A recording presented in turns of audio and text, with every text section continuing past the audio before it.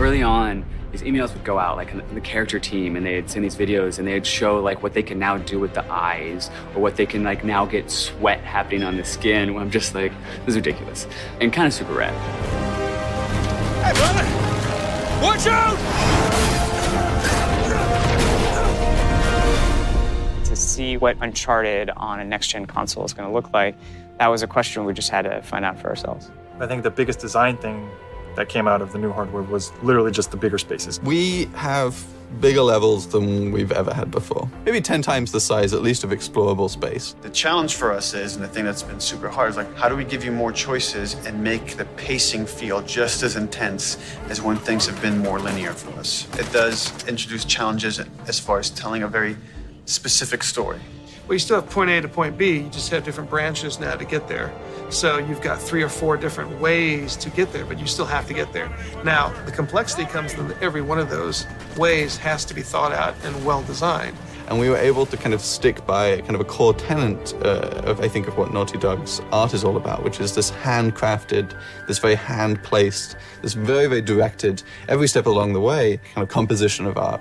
We let you have a lot of choices, but it's like, it's moving forward at a very fast pace. Come right!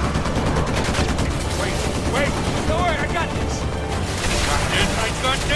I don't got this! We've been able to make the world so much bigger than we've ever been able to make before, and then also, at the same time, improve the detail of any one area. So we've increased the density of detail and the size of the world all at the same time. So with larger worlds comes larger possibilities, and larger possibilities usually mean more detail.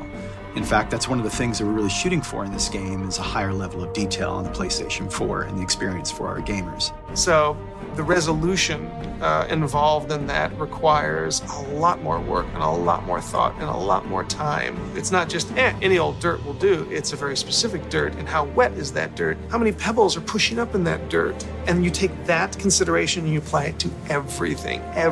One of the things that I think improved the most from Uncharted 3 to Uncharted 4 is texture resolution. Bigger texture means more detail. The new hardware just allows us to achieve what we've been trying to achieve the whole time. And that's just believability and complexity.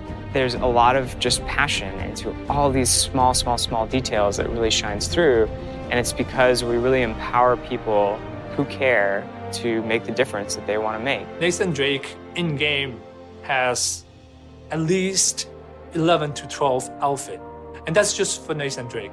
Think about, we have Elena, we have Nadine, we have Rafe, we have Sully, we have Drake's brother. Everything suddenly needs a level of thought and scrutiny that we didn't have to do before. It makes a much more rich experience, a much more immersive experience, but it takes a lot of time.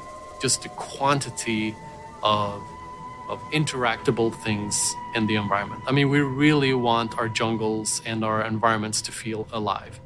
And being able to have hundreds and hundreds of objects that can be destructible and it's moving around. It impacts gameplay in that, your cover can be destroyed, so you have to move around more.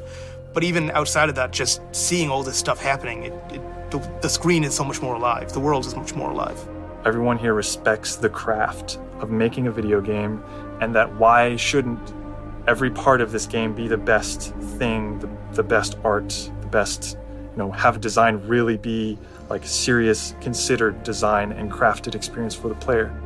And once that kind of gets into the DNA, it kind of takes over everything. And, everybody from the very top to the very bottom, we do have a structure. We're flatter than a lot of places, but we do have a structure. But everybody listens to everybody. And if somebody has a fantastic idea, they're encouraged to just shout it out and people will listen. That feedback, it's welcome and it's encouraged, and we want that because that kind of format is ultimately going to challenge all of us and challenge everybody to say, can we do better? What's most important is when you stand back and you look at the whole, and when you're running through the level, and you're experiencing and playing through the gameplay. The environments, the characters, the art, it's all there to just support the experience. It shouldn't stand out as the experience. Hop on!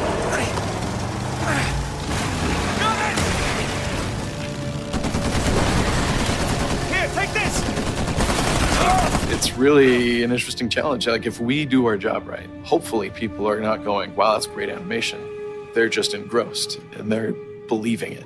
I think we lost him. Hey, Nate, we can never, ever come back to this city. Add it to the list.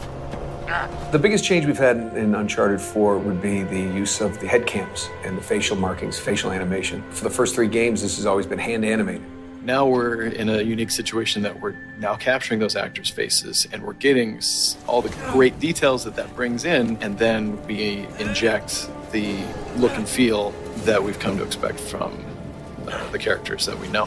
Every animator that we hire at Naughty Dog has to be really good with working with motion capture, because a lot of their job will be doing that. But they also have to be a really, really good animator, because when we do need to animate something that we can't capture, it has to look exactly like something that we captured. Yeah, can I help you? Yeah, I'm looking for my little brother. Sam? It's good to see you again, Nathan. God, Sam. Oh, all right. Take it easy. Last gen, you'd actually get a black frame between gameplay and cutscene, which would mean it kind of takes you out of the experience. It's a little tell. Okay, now it's just I'm watching something. So that's been a huge thing that the PlayStation 4 has allowed us to do, that all of our cutscenes are now in-game. What it boils down to is blurring the line between when do we kind of make this a pure cinematic moment that you just sit back and enjoy, versus actually saying, no, we need you right now, do your thing. People don't only want to watch passively a story, they want to be able to participate in it. I think the focus, as always, is what serves the story. And traditionally, and this isn't any different, we try to keep as much of the big action in the hands of the player. So it's not something that you finish something in the game and then get to watch. It's something you get to experience. You reach that point yourself. What we're trying to do is make them richer, make them more playable, give the player more options within those set pieces. So to have like a really interesting combat encounter with a lot of different options and a lot going on within a set piece that's falling apart all around you. The gameplay, the environment, the music, everything is coming together to make you as the player feel like you're Nathan Drake and to feel like you're on this grand adventure.